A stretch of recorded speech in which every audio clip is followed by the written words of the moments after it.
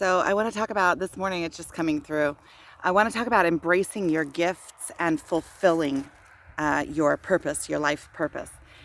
So each of us have come into this world with different gifts. Each of us have a different set of skills that are naturally born that we came into this world to give. And we are taught out of these skills. We're taught to be part of the matrix. We go to school and we're taught that there is a certain way of being. And it is forgotten. All of these higher realms and all of the spirituality doesn't really have a place in the modern world. But each of us are given specific gifts and specific talents, things that we are good at, things that come to us naturally. And many of us go through our whole lives not knowing what that is, searching for it. And really, if we were just allowing ourselves to let go, those things would be the things that come up naturally. Those are the things that are so obvious to us that we don't even notice them. It's like a fish swimming in water. A fish swimming in water doesn't know that he's in water.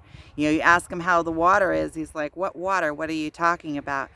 So the gifts, a lot of our natural born gifts are the things that come so natural to us that we don't even notice that they're there. And they're so obvious to others that sometimes the most obvious things are things that you would never think to point out because they are just a given. And you're unaware that the person, the beholder of these gifts, is not aware of them. A lot of times also people are afraid to tell us about our gifts because of their own insecurities, or what does it mean about me if this other person is excelling. Um, but really, what I wanted to say about the gifts is that once we realize our gifts, it is our duty and our responsibility to bring these gifts forth. And we're taught not to get the big head. Don't show off. You have to stay humble. Don't say good things about yourself. In many, many, many modern societies, we're taught to keep a low profile. Don't talk well about yourself. We can talk bad about ourselves, but don't talk well about yourself.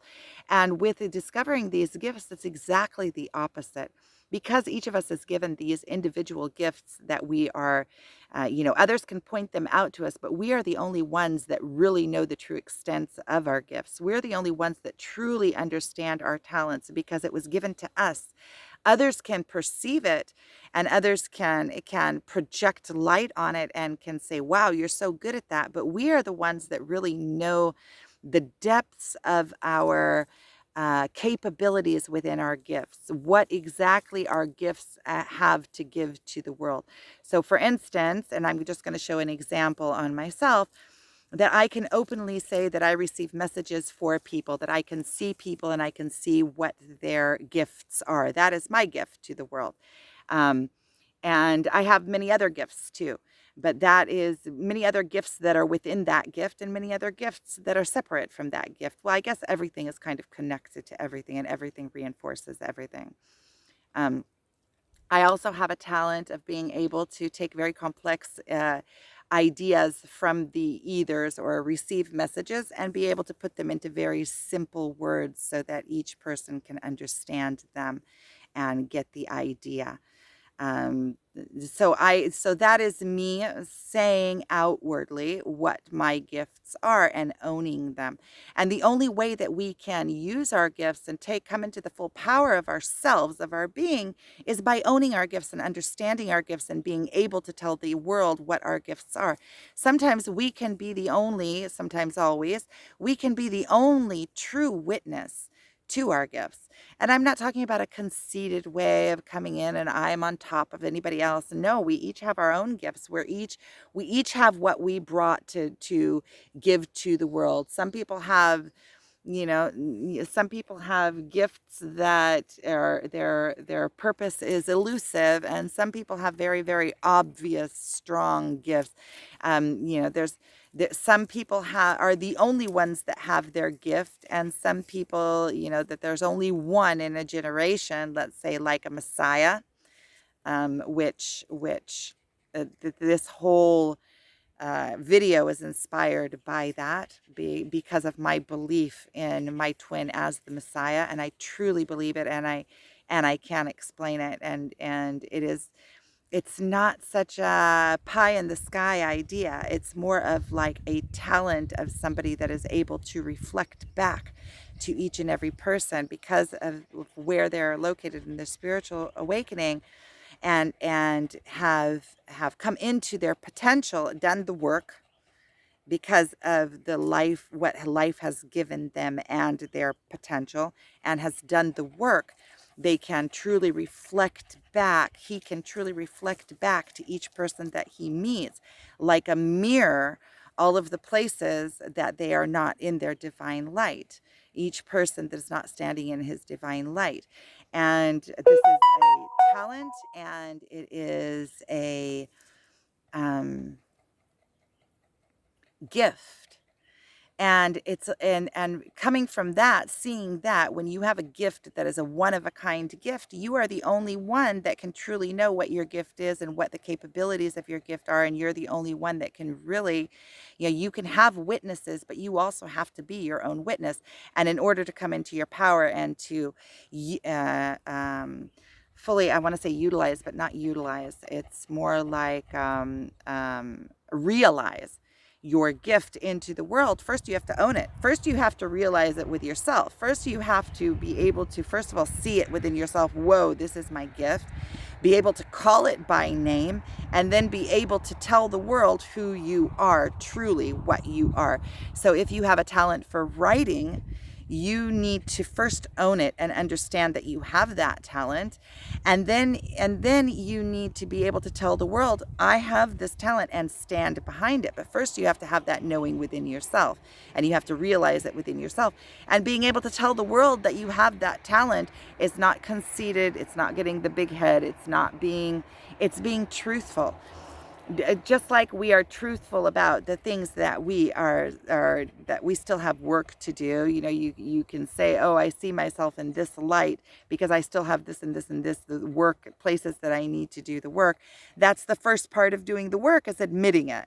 And so just like that on the sides of our strengths, those are the sides of our weaknesses. So just like that on the sides of our strengths, we need to fully own our strengths and know what they are and realize what they are, so that we can develop them, and so that we can nurture them, and so that we can bring them forth, so that we can fulfill the purpose that we were put here to do, so that we can take humanity a step further through our talent and what we were given here to do.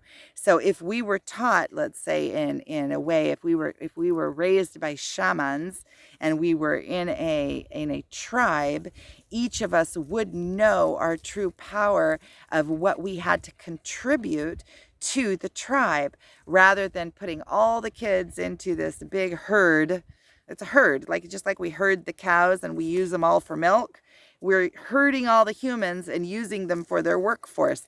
So it doesn't matter, regardless of their God-given talents, regardless of what's their strengths, what their weaknesses are. They're all thrown into this one big herd school, all thrown into the herd, and taught the same refurbished ideas, same systematically programmed as a species to become a workforce. So we are killing our talent. We are going against ourselves as a species, so that a few at the top can achieve more greed, more money, more substance, more in the 3D world, and we're losing our connection to God. I mean, this started back, you can see it back in the time of the Romans, when the Romans started coming in and conquering and making unity, and there were civilizations and belief systems that were lost and trampled on in force and brute force. And force is not the way of nature. If you look in nature, everything happens just like Jesus spoke. Everything happens with ease. Turn the other cheek.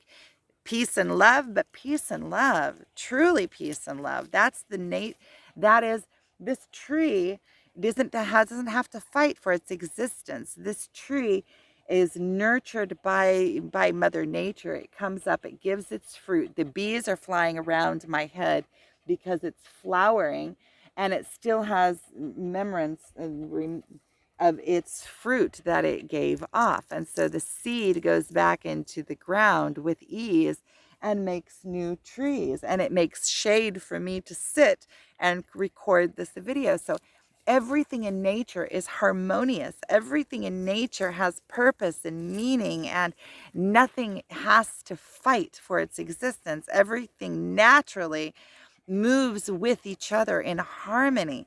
It's humanity that is trying to force things and thinks that it has to make things happen. You don't. You're a flower. Just grow and become the flower that you are.